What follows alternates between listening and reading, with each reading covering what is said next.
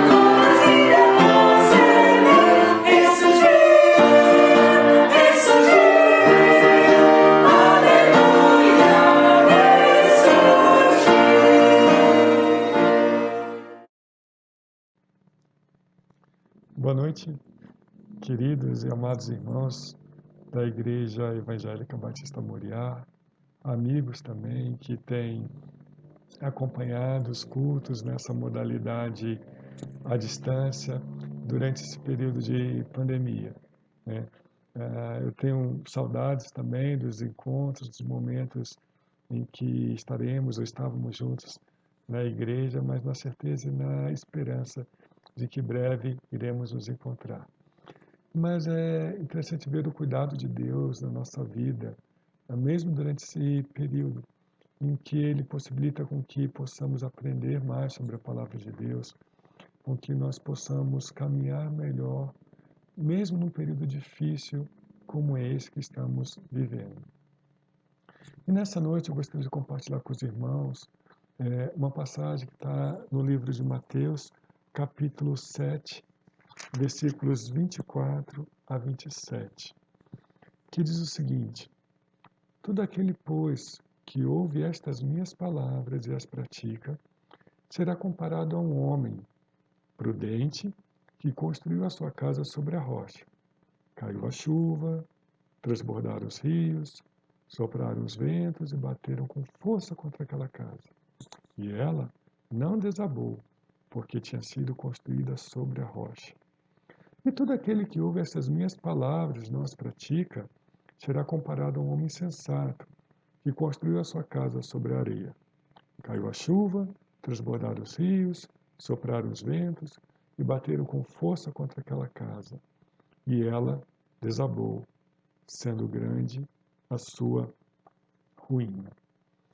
O texto que Jesus nos fala aqui, ele está ao término do Sermão do Monte, esse conhecido sermão proferido no monte, numa montanha. No livro de Mateus, ele é descrito nos capítulos 5, 6 e 7. E o Sermão do Monte é conhecido também como a Constituição do Reino dos Céus, né? A Constituição na medida em que existem coisas fundamentais, coisas centrais que nós podemos e devemos seguir para sermos bem-sucedidos. Assim como o Brasil tem a Constituição Federativa, Constituição da República Federativa do Brasil, né, que fala sobre princípios, direitos e assim por diante, e que se nós, como brasileiros, seguirmos a Constituição, seremos bem-sucedidos como cidadãos brasileiros. Só que a Constituição brasileira, ela não dá conta de tudo. O Sermão do Monte nos ensina muito mais coisas. Nos ensina a termos uma vida próspera, uma vida de segurança, uma vida bem-sucedida. E essa passagem que nós lemos, ela está exatamente no final do Sermão do Monte. São as advertências que Jesus nos mostra. Que se nós seguirmos essas orientações que estão apresentadas ao longo do Sermão do Monte, nós seremos considerados construtores sábios, que pensaram, que planejaram, que construíram algo para a posteridade. Ao passo que, se nós não seguirmos, sabendo que temos o que seguir, nós seremos considerados talvez como construtores insensatos, tolos, preguiçosos e imediatistas, que não usaram conhecimentos importantes para viver bem. É muito interessante essa analogia com a construção, né? Todos nós já vimos, pelo menos pela televisão, uma construção ruindo, uma construção caindo. Ou talvez alguns de nós já tenhamos visto, inclusive na vida real, né, ao vivo, uma chuva, uma tempestade ou uma onda do mar derrubando, destruindo algo que foi construído. Quando a gente observa uma cena dessas de destruição, a gente pensa no prejuízo financeiro. E muitas vezes esse é o prejuízo maior, né? Prejuízo financeiro por quê? Porque ele teve cimento investido, tijolo, horas de trabalho. Aquilo tinha um valor que poderia ser vendido para uma outra pessoa, aquela casa, aquela construção. Mas além da perda financeira, desse prejuízo, a gente observa também uma perda emocional, né? Porque a pessoa perde a casa dela e a casa que tem uma história, que aconteceram coisas boas ali que preenche a lembrança da pessoa, né? Ela perde também, além da história, da memória, ela pode perder documentos, fotos, que nunca mais vão ser recuperados ou resgatados, né? E normalmente, quando a gente vê cenas dessa natureza, né, de pessoas que perderam coisas de uma hora para outra, o desespero é muito acentuado, porque a pessoa não sabe para onde vai. Ela não tem mais os documentos, ela não tem as roupas dela, ela não tem coisas necessárias para a vida dela. E a partir dali, ela vai ter que pedir coisas ou receber coisas que não fazem parte da história dela. De tal maneira que entendemos e pensarmos nessa condição de um construtor que pode construir algo que resiste às tempestades e aquele construtor que não constrói algo que resiste às tempestades. Interessante pensar que como isso ocorre na nossa vida, né? É fácil ver o que faz com que uma casa seja destruída. Mas na nossa vida como cristão, como cidadão, como pessoas que querem ter uma vida plena, que ataques são esses? Que tempestades são essas? Muitas vezes são situações de adversidade mesmo. Pode ser uma doença, pode ser uma perda de emprego, pode ser uma separação, um abandono, uma falência, que são situações que a pessoa sente que aquilo que ela tinha não tem mais, ou que ela se sente muito abalada. a ponto de duvidar de uma série de coisas, a ponto de desanimar, né? E, em função disso, ela pode tomar decisões que não são decisões sábias, né? Então, você pode ter uma pessoa que perdeu o emprego e ela quer manter o padrão de vida que ela tem imediatamente, e ela pode, por exemplo, se envolver com pessoas que não têm uma boa índole. Ela pode pedir dinheiro emprestado para pessoas perigosas e isso colocar em risco a vida dela.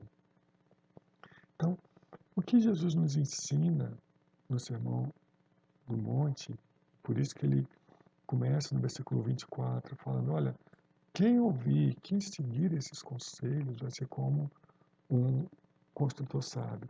Que conselhos são esses, né? O que nós devemos ter em mente a cada momento quando enfrentamos situações de adversidade? No capítulo 5 do Sermão do Monte, começa apresentando exatamente que características são essas dos cidadãos do reino dos céus, né? São pessoas que, às vezes, não são aquelas que o mundo reconhece como as supervitoriosas. São, às vezes, pessoas que estão sofrendo injustiça, que estão sendo perseguidas, que são pobres de espírito, pessoas que não estão encontrando consolo, mas que serão consolados, que serão confortados, que receberão coisas boas, né? Essa é a nossa situação, essa é a nossa condição.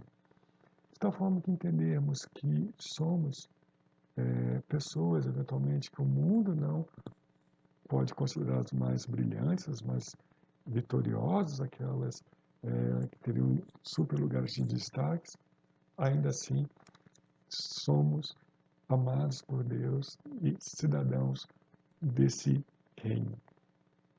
Jesus nos ensina, ao longo desse lindo sermão da montanha, como, por exemplo, podemos lidar com a nossa ira, com a nossa raiva. Parte de problemas que criamos, né, ou de situações de vida que colocamos coisas a perder, é por causa da nossa ira, por causa da nossa impaciência, por causa da nossa agitação, né? Jesus nos ensina a orar, né? Então, se nós soubermos orar, se nós tivermos uma vida de oração, quando vier a tempestade, quando vierem os ataques, nós estaremos mais fortes.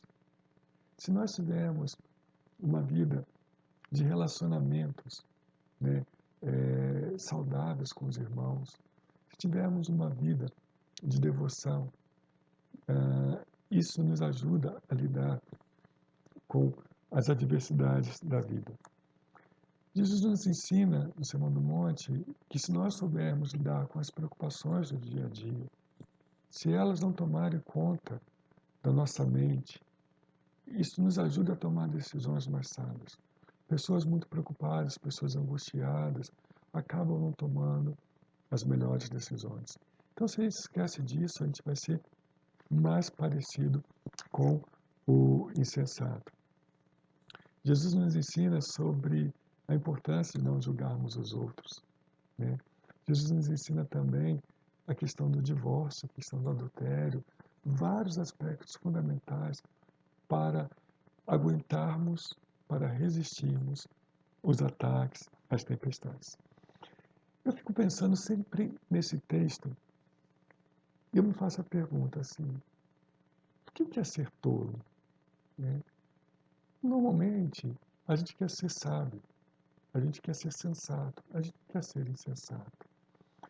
E quando a gente pensa numa pessoa, nesse construtor que constrói a casa na areia, a pergunta que eu me faço às vezes é, será que ele não sabe que ali é um lugar inadequado? Muitas vezes a pessoa pode saber. Muitas situações de tempestade que nós passamos, nós podemos ter clareza de que tem algo errado ali, que vai ter algum problema. Mas às vezes nós ignoramos isso. E no texto bíblico que nós lemos, fala de alguns ataques, né? Fala da chuva que cai, do rio que transborda, do vento que sopra e bate com força contra a casa. Interessante pensar que Jesus fala de 4 coisas: a chuva, o rio que transborda, o vento e o vento batendo sobre a casa. Quando a gente às vezes pensa nessas 4 condições, cada uma delas sozinhas pode não ser suficiente para derrubar a casa. Só uma chuva talvez não derrube a casa da areia. Só o vento forte talvez não derrube a casa. Só um rio, uma pequena enchente, talvez não derrube. E muitas vezes o insensato, ele imagina que só um problema que pode acontecer. A gente não compreende e às vezes não tem o discernimento de que uma aproximação com uma pessoa que não é temente a Deus, que a gente às vezes não entende que o envolvimento numa determinada situação que não agrada a Deus, que essa situação faz parte, pode fazer parte de um conjunto de outras situações que vêm juntas e que podem explicar aquilo. Talvez vocês conheçam ou já tenham passado por uma situação de adversidade muito grande, em que estava numa situação de conforto, de tranquilidade, vivendo em comunhão com Deus, e que de repente se afastou e sofreu uma série de adversidades. Eu tenho um conhecido que eu tenho acompanhado ao longo do tempo.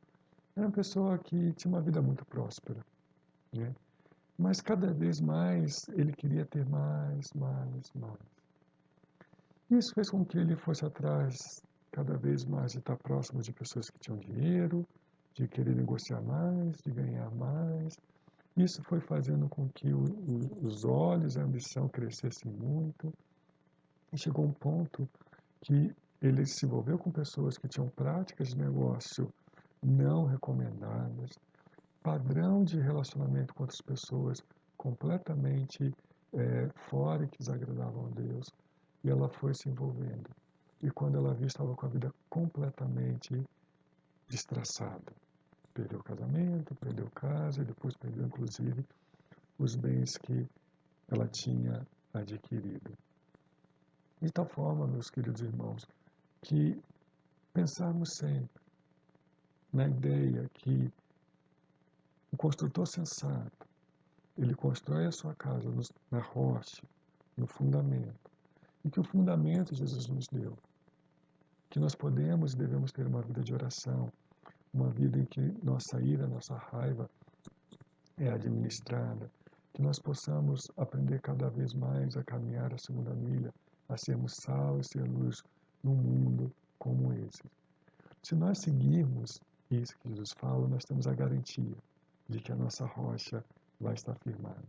Essa oração que eu faço para que cada um de nós possamos permanecer firmes ao longo desse período de quarentena, mas também ao longo de toda a nossa vida, ao longo de toda a nossa caminhada terrena.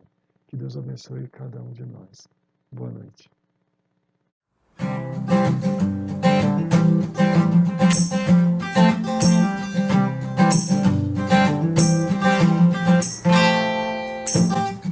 Sobre toda a terra tu és o rei, sobre as montanhas e o pôr do sol. Uma coisa só, meu desejo é: vem reinar em mim, Senhor.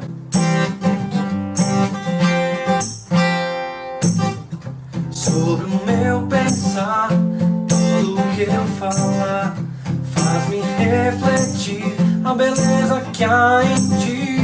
Tu és para mim mais que tudo aqui. Vem reinar em mim, Senhor, reinar em mim, com o teu poder e meu coração, sobre os sonhos meus. Tu és o Senhor de tudo que sou. Vem reinar em mim, Senhor.